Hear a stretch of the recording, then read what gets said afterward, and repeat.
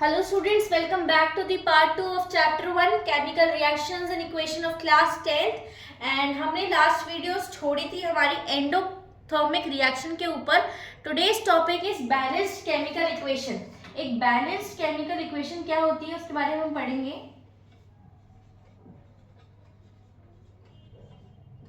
Balance का मतलब मैंने पहले भी बताया था कि whenever the sides both LHS is equal to RHS, यानी जब मेरे रिएक्टेंट्स इक्वल होंगे टू द प्रोडक्ट्स, उस रिएक्शन को मैं क्या मानूंगी, बैलेंस्ड मानूंगी। A chemical equation in which number of atoms of each element is equal to both reactants and product, यानी जो भी मेरे रिएक्टेंट्स हैं या जो भी मेरे प्रोडक्ट हैं उनके अंदर के जो एटम्स हैं जब उनका नंबर इक्वल होता है तो उस कंपाउंड को, उस रिएक्शन, उसको प्रोडक्ट को मैं बोलूंगी it is a balanced chemical reaction. Now if we take an example कि जब मैं CH4 को ऑक्सीजन के साथ रिएक्ट करवाती हूँ, यानी जब मैं CH4 को ऑक्सीजन के साथ रिएक्ट करवाती हूँ, then I will get carbon dioxide plus water, carbon dioxide plus water मिलेगा। अब आप देख सकते हो कि I have 4 hydrogen on the reactant side and 2 hydrogen on the product side, यानी हमारे पास हाइड्रोजन तो है 4, यहाँ तो है हाइड्रोजन 2 और यहाँ है हाइड्रोजन 4। फिर अगर मैं देखती हूँ रिएक्टेंट में कार्बन, मेरे पास कार्बन रिएक्टेंट साइड में है 1 और प्रोडक्ट साइड में कार्बन है 1। फिर coming back to oxygen, oxygen मेरे पास रिएक्टेंट साइड में है 4 और प्रोडक्ट साइड में ऑक्सीजन है 1, 2, 3। तो क्या ये इक्वेशन आपको बैलेंस लग रही है? Now for balancing any chemical reaction हमको क्या करना पड़ेगा, नंबर ऑफ रिएक्टेंट और नंबर ऑफ प्रोडक्ट सेम होने चाहिए। यानी रिएक्टेंट में देखूं तो कार्बन के पास सिर्फ 1 है कंपाउंड, हाइड्रोजन के पास 4 एटम्स हैं, ऑक्सीजन के पास भी 4 एटम्स हैं, लेकिन प्रोडक्ट में हमारे पास 1 कार्बन एटम है, 4 हाइड्रोजन एटम है और 4 ही क्या है, ऑक्सीजन एटम है। Now how to balance a chemical equation, हमारे पास एक फॉर्मूला होता है, एक मेथड होता है which is hit and trial method. Hit and trial method के साथ हम क्या कर सकते हैं, किसी भी hit and trial method, hit and trial method एक ऐसा प्रोसीजर होता है जिसकी हेल्प से हम क्या कर सकते हैं, किसी भी केमिकल इक्वेशन को बैलेंस कर सकते हैं, केमिकल इक्वेशन को बैलेंस कर सकते हैं। Now for example how to balance any chemical equation, उसका मैं एक एग्जांपल ले लेती हूँ। For example if I have Fe plus water, example 1 है, अगर मेरे पास है Fe प्लस वाटर और Fe और वाटर को अगर मैं रिएक्ट करवाती हूँ और प्रोडक्ट निकालती हूँ, आई will gate Fe2O3 and also hydrogen and Fe2O3 and also hydrogen। Now अगर मेरे पास ये रिएक्शन है जिसके अंदर मैं Fe को रिएक्ट करवा रही हूँ पानी के साथ and as a product I am getting Fe2O3 plus hydrogen, तो अब बेसिकली मेरा क्या काम है, मेरा काम है दोनों साइड को बैलेंस करने का। तो मैं कैसे बैलेंस करूंगी, नाउ आई विल राइट, जैसे मेरे पास 4 कंपाउंड है, 1 is Fe, second is water, third is Fe2O3 और फोर्थ क्या है H2। तो मैं इसके क्या करूंगी, मैं Fe को तो बना दूंगी A, H2O को बना दूंगी B, Fe2O3 को बना दूंगी मैं C एंड H2 को बना दूंगी D और इनके आगे ये लिख दूंगी which is AFE plus BH2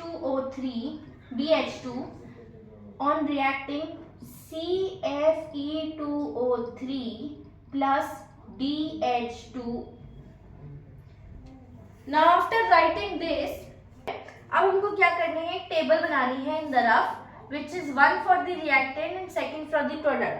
अब हम देखेंगे Fe रिएक्टेंट में हमारे पास है 1 और प्रोडक्ट में Fe है हमारे पास 2।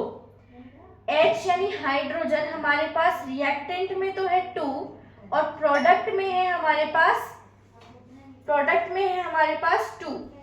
फिर अगर मैं बात करूं ऑक्सीजन की, रिएक्टेंट में ऑक्सीजन है हमारे पास 1 और प्रोडक्ट में ऑक्सीजन है हमारे पास 3। तो जब मैंने दोनों को कैटेगराइज कर लिया कि रिएक्टेंट में कितने कंपाउंड्स ऑफ एटम हैं और प्रोडक्ट में कितने एटम्स हैं, उसके बाद मुझे सिंपली क्या करना है, हमको सबसे पहले लेना है Fe कंपाउंड। तो Fe कंपाउंड लेने के बाद, Fe कंपाउंड के अंदर हमारे पास है एक ही A है, यानी ओनली 1A। तो जब 1A को हम मल्टीप्लाई करते हैं, आई विल गेट 1A। लेकिन अगर यही 1A मैं यहाँ बात करूं, जो C है, Fe यहाँ C है, तो Fe को 2 into C करती हूँ, आई हैव 2C। 2C हमने C लिखा ना, तो C Fe को जब हमने मल्टीप्लाई करा, आई गेट 2C। मेरे पास 2C है। ऐसे ही जब मैं हाइड्रोजन के लिए करती हूँ, for hydrogen I have 2 into B which is 2B, and here for hydrogen I have 2 into D which is 2D. Then after for oxygen I have 1 into B which is 1B, और यहाँ पे oxygen की बात करूं तो I have 3 into C which is 3C, 3 into C which is 3C। ये मैंने बात करी Fe के लिए, ये मैंने बात करी हाइड्रोजन के लिए, ये मैंने बात करी ऑक्सीजन के लिए। अब इसके बाद जब मैंने निकाल लिया कि मेरे पास रिएक्टेंट में आई have A, 2B and B and product में I have 2C, 2D and 3C, तो जब हम कंपेयर करेंगे राइट हैंड साइड को लेफ्ट हैंड साइड को राइट हैंड साइड के साथ, तो जब भी ऑन कंपेयरिंग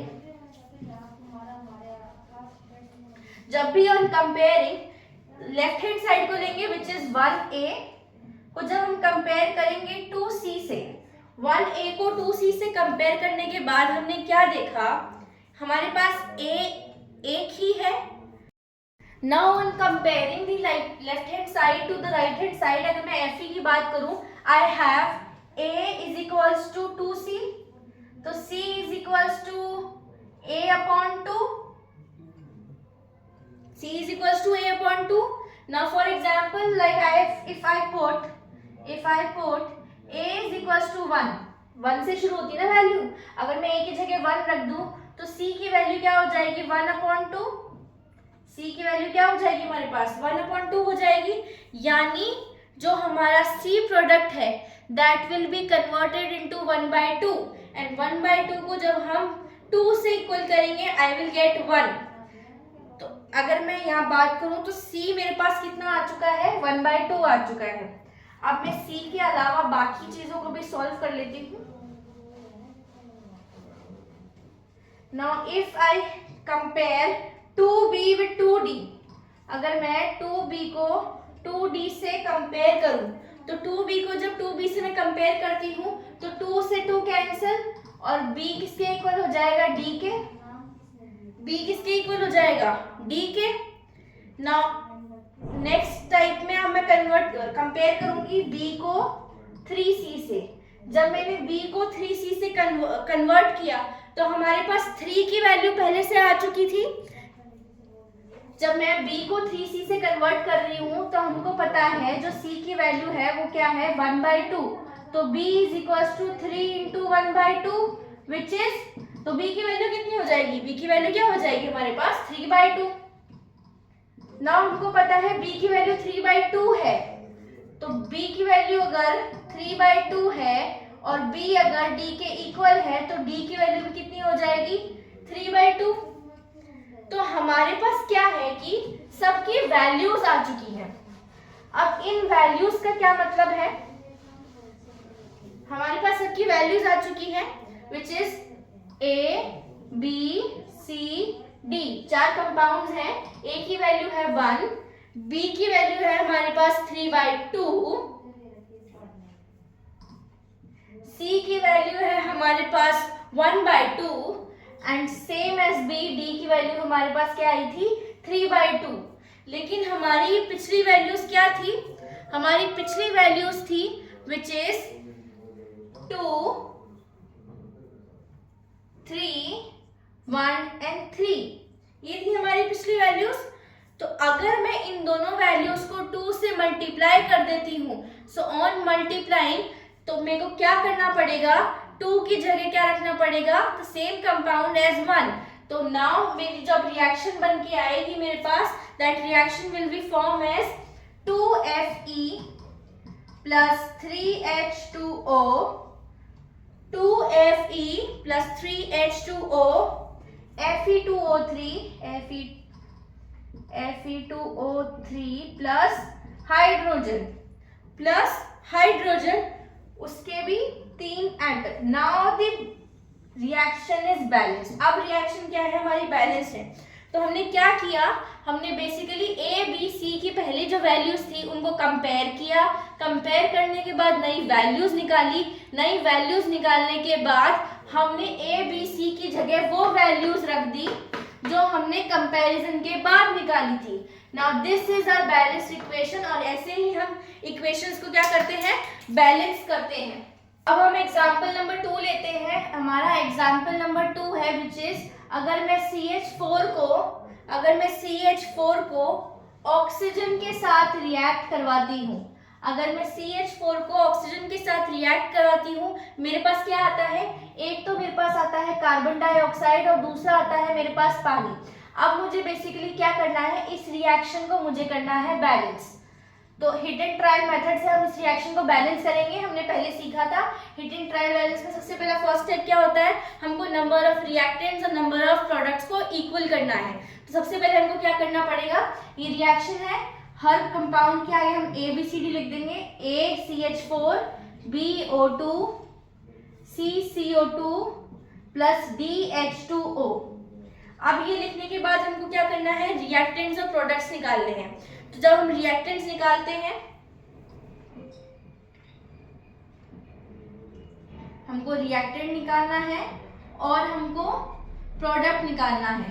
तो जब हम रिएक्टेंट और प्रोडक्ट निकालेंगे तो हम कैटेगरी बना लेते हैं CH और O की, और CHO ही है हमारी पूरी रिएक्शन के अंदर। तो जब हम कार्बन देखें तो कार्बन रिएक्टेंट में 1 है, तो 1 into A is equal to A। Now हम हाइड्रोजन देखें, रिएक्टेंट में हाइड्रोजन कितने हैं, 4, तो 4 into A we have 4A। Now हम बात करते हैं ऑक्सीजन की। ऑक्सीजन रिएक्टेंट में कितने हैं, 2, तो 2 into B we have 2B। Now same on the other side, product की हम बात करते हैं। प्रोडक्ट में हमारे पास है एक कार्बन, तो एक कार्बन है तो 1 into C is equals to C। फिर हम प्रोडक्ट में बात करते हैं, हमारे पास 2 हाइड्रोजन है तो 2 into D which is 2D। और अगर हम प्रोडक्ट में ऑक्सीजन की बात करते हैं, we have 2 oxygen which is 2 into C plus oxygen हमारे पास C में भी है और D में भी है, तो C के ऑक्सीजन के लिए 2 into C प्लस, और अगर हम बात करते हैं D के ऑक्सीजन की, D के अंदर हमारे पास एक ऑक्सीजन है तो 1 into D, तो 2 into C means 2C plus 1D। ये हमारा क्या है, प्रोडक्ट है, 2C प्लस D। अब हम क्या करेंगे, इनको करेंगे कंपेयर।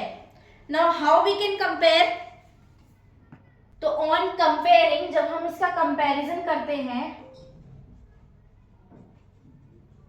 तो जब हम इसका कंपैरिजन करेंगे, in comparison we will get A equals to C।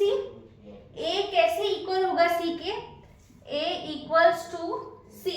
A को C के इक्वल करना है क्योंकि हमारे पास है 1 और C, तो A इक्वल C,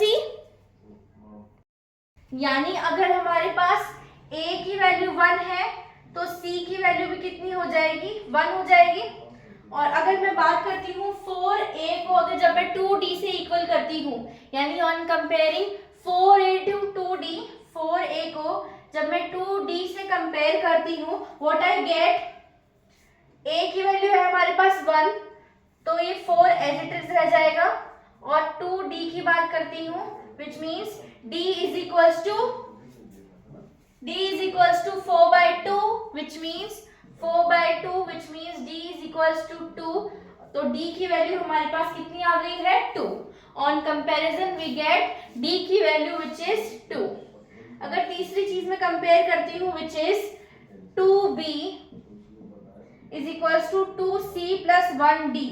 अब हमारे पास D की वैल्यू है, हमारे पास C की वैल्यू है, लेकिन B की वैल्यू नहीं है, तो जिन जिन की वैल्यू से वैल्यू रख देते हैं। 2B is equals to C की वैल्यू थी 1 तो 2 एज इट इज आ जाएगा। D की वैल्यू हमारे पास 2 तो 1 इंटू 2 इट विल बी 2, तो 2B is equals to 4। 2B is equals to 4, तो B ऑटोमेटिकली क्या हो जाएगा, B will be equal to 2, यानी B की वैल्यू हमारे पास कितनी आ गई 2। नाउ वी हैव A की वैल्यू, B की वैल्यू एंड D की value. Now what we have to do is कि अब हमें क्या करना है, A की जगह रख देना है 1, B की जगह रख देना है 2, C की जगह रख देना है 1 एंड D की जगह रख देना है 2। मैंने क्या बोला, अब हमको A की जगह रख देना है 1, B की जगह रख देना है 2, C की जगह रख देना है 1 एंड D की जगह रख देना है 2। तो हमारी इक्वेशन थी ये, तो ACH4 विच इज CH4 ही रहेगा प्लस BO2 यानी 2O2 plus then we will come at the product CCO2, C है हमारा 1 तो CO2 रहेगा CO2 ही, और DH2O तो D है हमारा 2H2O। And this is how a equation is balanced by using hit and trial method. Hit and trial method का use करके हम ऐसे इक्वेशन को बैलेंस कर सकते हैं, हम ऐसे इक्वेशन को बैलेंस कर सकते हैं। Now if you like the video, do share, do like the video, subscribe to my channel and stay tuned for part 3 of chapter 1 chemical reactions and chemical equations। ये था hit and trial method for balancing the reaction। Now अगली video में हम पढ़ेंगे about the other categories of chemical reaction।